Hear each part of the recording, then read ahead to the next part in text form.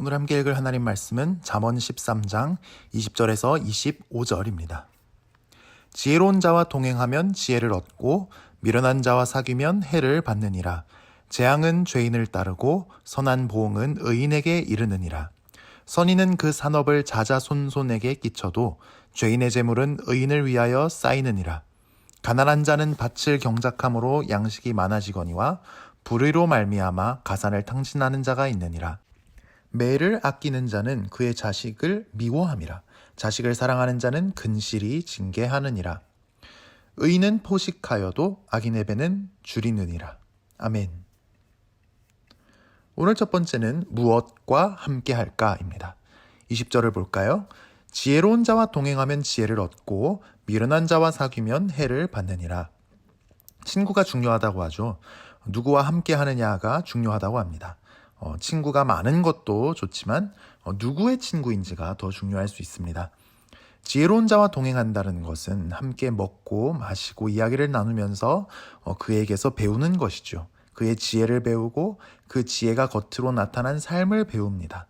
그래서 나도 지혜를 얻어서 성공적인 삶을 살게 됩니다. 그러나 미련한 사람과 사귀면 치명적인 결과를 얻습니다.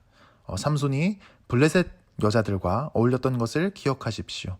아무리 놀라운 은사를 받았어도 실패하고 말았습니다. 망신을 당하고 말았습니다. 인생을 낭비하고 말았습니다. 그런데도 미련한 사람들과의 관계를 끊지를 못했습니다. 외로워서요. 인정 때문에요. 우리는 미련한 사람과의 동행을 줄이는 결단을 해야 합니다. 지혜로운 친구가 있는 사람은 정말 행복한 사람입니다. 지혜로운 친구들을 많이 만날 수 있도록, 그래서 내 인생이 정말 복되도록 주님께 구합시다. 21절을 볼까요? 재앙은 죄인을 따르고 선한 보응은 의인에게 이르느니라. 이 말씀이 참 재밌는 것은 재앙이 마치 사람처럼 죄인을 따라간다고 합니다. 그런데 여기서 따라간다는 것은 사냥꾼이 사냥감을 쫓아 전력 질주해서 그 사냥감을 기필코 잡듯이 그렇게 지독하게 따라간다는 뜻입니다. 그러니까 계속 죄짓고 죄랑 살면 재앙이 반드시 임한다는 것이죠. 반면 의인은 그동안 많은 사람에게 선행을 베풀었기 때문에 그 선행이 되돌아온다고 합니다. 죄는 공짜가 아닙니다. 값 비싼 대가를 치르게 되어 있습니다. 마치 신용카드를 긁는 것 같아서 비싼 청구서를 받게 되어 있습니다. 오늘 하루 끊어버려야 할 죄는 무엇입니까? 주님께서 내게 요구하시는 선행은 무엇입니까? 오늘 두 번째는 아름다운 미래를 향하여입니다. 22절을 볼까요? 선인은 그 산업을 자자손손에게 끼쳐도 죄인의 재물은 의인을 위하여 쌓이느니라. 앞에서도 선을 행한 의인은 선한 보응을 받는다고 했는데 이런 좋은 보상을 받으니까 후손에게 남겨줄 유산이 있습니다. 그리고 또 후손들도 이 의인의 유산을 받아서 하나님 앞에서 바르게 사용할 것입니다.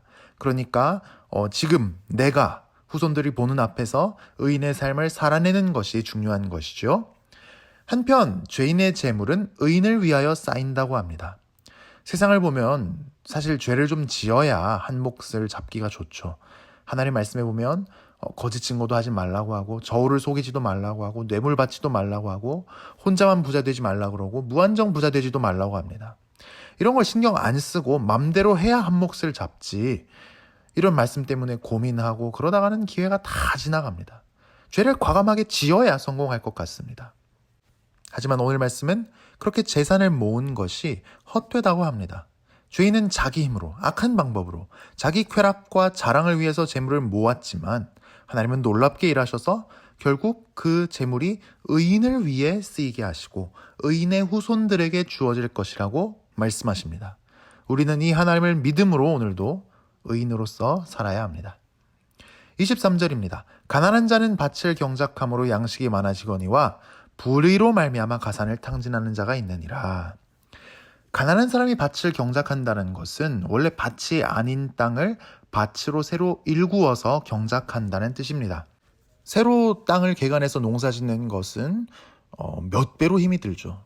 하지만 그럴 때 양식이 많아져서 가난한 사람도 집안 형편을 일으킬 수 있게 됩니다. 하지만 불의로 말미암아 가산을 탕진하는 자가 있다고 합니다. 여기서 가산을 탕진한다는 것은 자기가 잘못해서 재산을 다 날린다는 뜻이 아닙니다. 가난한 사람이 열심히 새로 터전을 경작해서 양식을 많이 얻는다고 해도 사회가 정의롭지 않으면 그 모든 걸 순식간에 다 빼앗길 수 있다는 뜻입니다. 게으르거나 불경건하거나 낭비가 심해서 가난해지는 게 아니라 사회가 정의롭지 않고 썩었을 때 가난해질 수 있습니다. 누군가가 성실한 노동의 결과를 착취하기 때문이죠. 남의 것을 탐내고 빼앗기 때문이죠. 그러고 보면 지금까지 잠언에서 의인이라고 하고 선인이라고 하는 것은 단순히 사람이 좋고 인정이 많고 착한 그런 수준이 아니라는 것을 알게 됩니다. 성경의 정의는 일단 내 자신이 남의 것을 탐내지 않고 또 남의 것을 서로 탐내지 못하는 사회가 되도록 변화시켜 나가는 데까지 이르러야 한다는 것을 깨닫습니다. 사회에 불의가 가득할 때 우리는 미래가 없습니다. 우리 자녀들에게는 특히 암울한 미래만 있을 뿐입니다. 우리에게는 미래가 있으려면, 우리 자녀들에게 미래가 있으려면 우리는 이 사회의 정의를 위해서도 기도하고 또 하나님께서 허락하신다면 정의가 이 땅에 임하도록 행동해야 할 것입니다. 24절을 볼까요? 매를 아끼는 자는 그의 자식을 미워함이라 자식을 사랑하는 자는 근실히 징계하느니라. 요즘은 집에서도 자녀에게 매를 대는 것이 문제가 될 수 있습니다. 아동학대로 간주되고 신고를 당할 수 있기 때문이죠. 실제로 우리는 다 죄인이고 속에 폭력성이 있는데 자녀에게 화가 나는 순간에 이성을 잃고 막 소리를 지르고 매질을 하고 자녀를 학대할 수 있습니다. 특히 무조건 무섭게 아프게 벌을 준다고 그 자녀가 좋아지는 것만은 아니죠. 최근 촉법 소년 연령 하향의 문제로 사회적인 이런 논의가 이루어지고 있습니다. 지금은 만 14세, 그러니까 중학교 2학년 생일이 되기 전까지는 범죄를 저질러도 교도소에 가지 않습니다. 소년원에 가서 처벌을 받는 게 아니라 이제 보호 처분을 받고 교화를 받습니다. 범죄를 다시 저지르지 않도록 교육을 받고 도움을 받습니다. 그런데 지금 논의되는 것은 만 14세를 만 12세로 낮춰서 만 12세부터 교도소에 가게 하자라는 것이 이제 논의의 핵심입니다.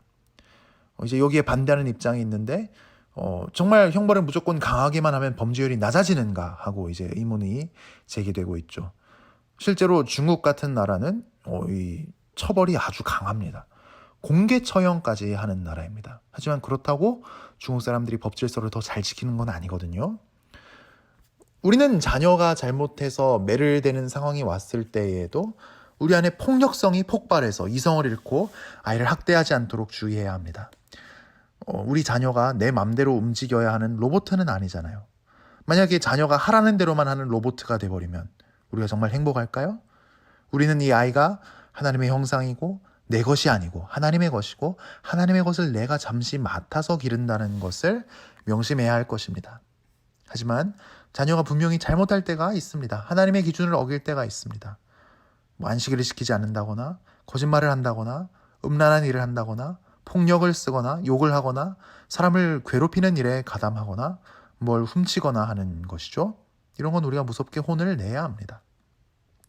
공부 잘못한다고 혼내고 이런 것은 하나님의 기준에 없습니다. 그런 걸로 혼을 내면 그야말로 그것은 자녀를 노엽게 하는 것입니다. 그리고 혼을 낼 때라도 부모의 언어와 태도는 자녀에게 자애로워야 합니다. 무조건 소리만 지른다고 애가 무서워하고 잘못했다고 하는 게 아니니까요. 자식을 사랑하는 자는 근실히 징계한다고 하지 않습니까? 하나님이 주신 자녀를 하나님의 기준에 따라 사랑하는 마음으로 사랑하는 언어와 태도로 잘 징계할 때 우리 자녀들에게 미래가 있습니다. 그럴 수 있는 지혜를 구합시다. 25절입니다. 의인은 포식하여도 악인의 배는 줄이느니라. 25절은 13장 전체의 결론이라고 볼 수 있습니다. 의인은 만족할 정도로 먹을 것입니다. 몸이 먹는 음식뿐만 아니라 정신적으로, 영적으로도 만족할 것입니다. 우리는 목자이신 주님을 따라가기 때문입니다. 그러나 악인의 배는 고플 것입니다. 먹지 못하니까 활기도 없고 늘 배고프니까 불만 속에 살 것입니다. 친구를 사귀는 문제, 돈을 벌고 재산을 모으고 또 돈을 쓰는 재정적인 문제, 이 사회의 정의와 불평등 문제, 자녀를 양육하는 문제, 미래를 준비하는 문제, 이 모든 것에 있어서 우리는 하나님의 지혜가 절실히 필요합니다. 오늘 아침 간절히 지혜를 구합시다. 그럴 때 구하는 자에게 풍성히 주시는 주님의 은혜가 함께하기를 축복합니다. 기도하겠습니다. 하나님 아버지, 세상을 사는 것이 참 쉽지가 않습니다. 우리에게 주신 숙제가 많다는 것을 깨닫습니다. 친구를 사귀고 사람을 만나는 문제, 돈을 벌고 재산을 모으고 또 돈을 사용하는 문제, 사회의 불평등 문제, 자녀를 양육하는 문제, 미래를 준비하는 문제, 다 우리의 무거운 짐입니다. 수고하고 무거운 짐진 자들아 다 내게로 오라. 내가 너희를 쉬게 하리라. 내 멍에는 쉽고 내 짐은 가벼움이라 하신 주님. 우리가 이 시간 주님 앞에 우리의 짐을 내려놓습니다. 주님과 함께 멍에를 지고 주님께서 걸어가시는 대로 걸어가기를 원합니다. 우리에게 지혜를 가르쳐 주시옵소서. 지혜의 길로 우리를 인도하여 주시옵소서. 지혜로운 친구들이 많이 생기게 하시고 돈 앞에서 이로움을 버리고 죄를 택하지 말게 하시고 이 사회에 불의를 두고 기도할 때 하나님께서 억울함을 풀어주시는 은혜를 입게 하옵시며 우리에게 주신 소중한 자녀들을 하나님의 소유로 잘 길러서 주께 바치게 하시고 지혜의 말씀을 따라 살 때 우리에게 아름다운 미래를 허락하여 주시옵소서. 우리는 지혜가 참 부족합니다. 어떻게 해야 할지 몰라서 당황하고 내 옛사람에 따라 행동할 때가 너무 많습니다. 지혜의 주님, 지혜로 우리를 다스려 주옵소서. 우리에게 지혜를 주옵소서. 그래서 정말 주님께서 선물로 주시는 아름다운 미래를 누리고 준비할 수 있는 우리가 되게 하여 주시옵소서. 오늘도 우리가 간절한 소원과 기도의 제목들을 가지고 주 앞에 나왔습니다. 이 기도하는 자리를 기억하고 나온 주의 종들과 원근 각처에서 기도하는 주의 자녀들을 향하여 얼굴을 드사 은혜의 빛을 가득히 비추어 주옵소서. 예수님 이름으로 기도합니다. 아멘.